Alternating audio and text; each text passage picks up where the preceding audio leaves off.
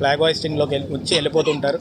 అందుకే నేను ఈరోజు ఒక రెజల్యూషన్ తీసుకుంది ఏంటంటే, నర్సీపట్నంలోని ఎంతోమంది దేశ నాయకుల గురించి లైబ్రరీలో మనం చూసినప్పుడు ఫొటోస్ అవి పెట్టడం జరిగింది. అలాగే ఈరోజు ఎలక్యూషన్ ప్రోగ్రామ్ కానీ లేకపోతే ఎస్ఏ రైటింగ్స్ కానీ అలాంటి పిల్లలకు పెట్టడం వల్ల వాళ్ళకి ఇంకా ఎక్కువ డీప్ డైవ్ చేస్తారు, దాంట్లో నాలెడ్జ్ ఉంటుందని చెప్పి ఉద్దేశంతో ఈరోజు మాట్లాడడం జరిగింది. అలాగే ప్రియాంబుల్ గురించి ప్రతి ఒక్కరు నేర్చుకోవాలి, ప్రతి ఒక్కరు తెలుసుకోవాలి. అంబేద్కర్ గారు ఇచ్చిన రాజ్యాంగం వల్ల ఈరోజు మనం రిపబ్లిక్ అయ్యాం.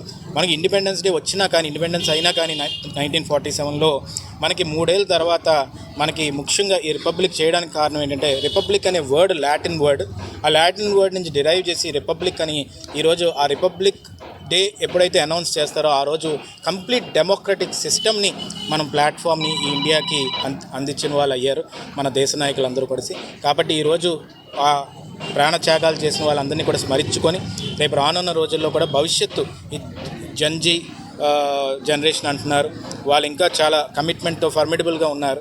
కాబట్టి వాళ్ళందరినీ కూడా ఎంకరేజ్ చేసే విధంగా ఈ నర్సీపట్నం గడ్డ మీద అల్లూరి సీతారామరాజు గారిని కూడా ఈరోజు స్మరించుకుంటూ ముందుకెళ్తున్నాం. కాబట్టి అందరికీ కూడా ప్రతి ఒక్కరికి రిపబ్లిక్ డే శుభాకాంక్షలు తెలుపుకుంటూ సెలవు తీసుకుంటాం. Thank you.